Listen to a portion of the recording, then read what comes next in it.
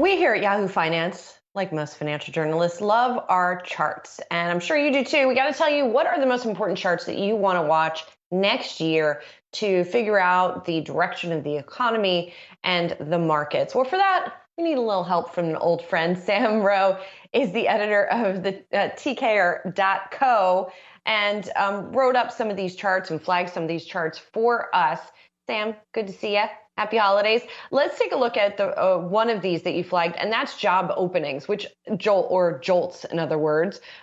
This thing has gotten sort of unprecedented attention over the past couple of years. It never was the primary chart, and it's just gained a lot of importance.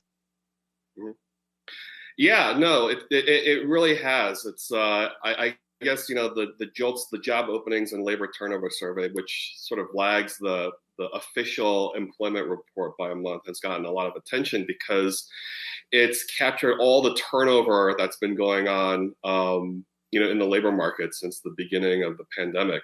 A lot of the other metrics like quits rates and all this stuff has been getting a lot of attention, but job openings, is just incredibly interesting. I mean, you think about the state of the economy right now and the stock market and earnings, and you do hear about a lot of positive things happening about how consumer spending is, back to new record highs and GDP is back to record levels. But we have 11 million job openings, and job openings, an employer doesn't put out a job opening unless, they're trying to fill some sort of unmet demand. And so job openings is an incredibly bullish leading indicator in that, there are a whole lot of businesses saying that we need more people to, conduct business, to manufacture goods, to, serve customers as they come into our store, or diners when they come into our restaurants. So I think this is going to be a very important one to watch, because as long as those job openings are high, it's signaling to us that there's still a lot of demand that's being unmet in the economy. Sam, I know you're also watching delivery times, because really one of the stories of this year has been supply chain problems. Yeah, I think, delivery times probably captures, the supply chain issue, most succinctly. And yeah, they're all elevated. Like, the indicators are starting to turn lower a bit, but they're still extremely elevated. And one of the things that's really interesting about supplier delivery times is it has a pretty tight correlation. Like that specific chart that, shows that elevated level based off of manufacturing and purchasing manager surveys, is it's very tightly correlated to inflation rates. And so what that suggests is, as supply chains improve and those delivery times get better, we could see some, significant relief in the inflation rate. So there are lots of different ways to sort of slice and dice that stuff, right? To try and figure out what's happening with the supply chain and the effect it's having on companies. And one of your other charts is another side of that, another nuance of that, the inventories to sales ratio, because we know that inventories have been falling. I hadn't seen this particular chart though. This is a cool one in terms of looking at that ratio.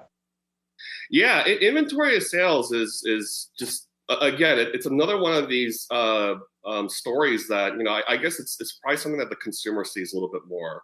When you go to a store and, they don't have something in green, so you buy it in navy, or they, the bulk size, oatmeal isn't for sale, so you buy the individual packets instead. This is all a result of both a combination of tight supply chains as well as, really strong demand from, consumers and businesses. But what's really interesting about, inventory levels and inventory to sales ratios is, even if you have a situation where, the end demand is, cools off a little bit, businesses, stores, warehouse, all these entities that have deflated inventory levels are still going to need to restock these inventories because they just want to be better prepared for their customers when they do come through those doors. So the fact that inventories continue to be depressed is just incredibly another one of these really sort of bullish looking leading indicators. Because even if, even if that end demand cools, businesses still want to make sure that they have stuff in their stock rooms and, for when that demand does return. This is making finance fun, Sam. It feels like we're revealing toys on live TV here. I know you're also watching profit margins, and to me, listen, I'm surprised. Profit margins this year have remained so resilient. I mean, look at all the inflation we have seen: labor, cost of goods, you name it. Yeah, no, this is probably, one of the crazier stories of the year. And you guys were just talking about, what's been going on with the stock market and how it's been surging. And, behind stock prices is earnings, and, underlying those earnings is profit margins. And when profit margins are strong, all things being equal, that earnings growth is going to be a lot more robust.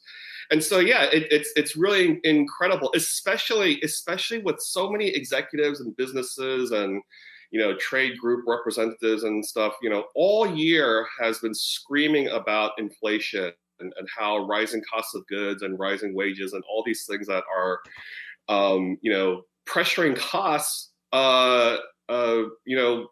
ultimately didn't affect the profit margins because of, there's a number of things going on with these companies. They're figuring out how to squeeze more productivity out of, the few people that they have working for them. I mean, again, we just talked about job openings, right?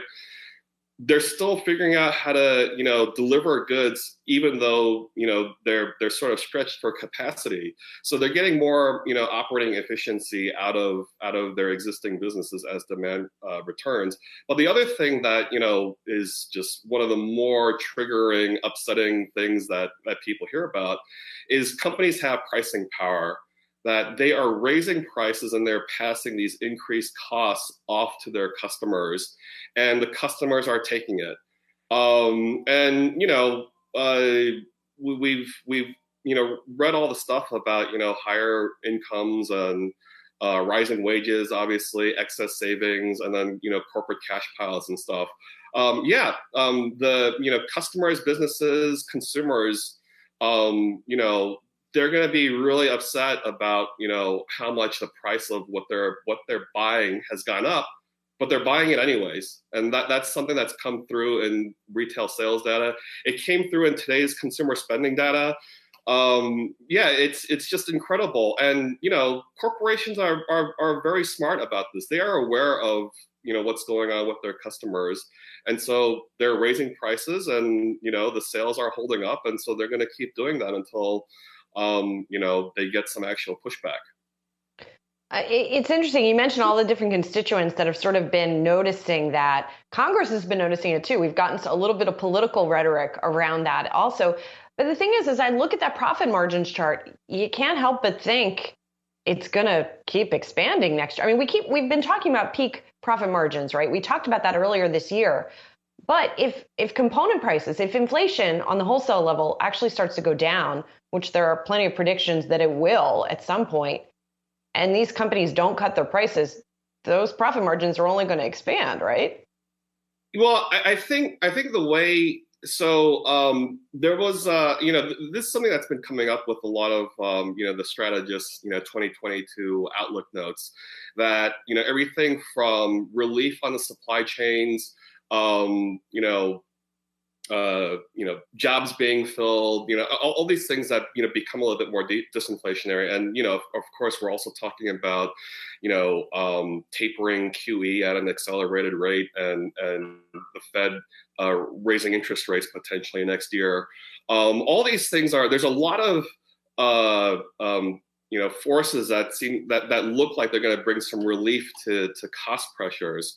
But I'm not quite sure that necessarily means that profit margins are going to, continue to expand or hold up.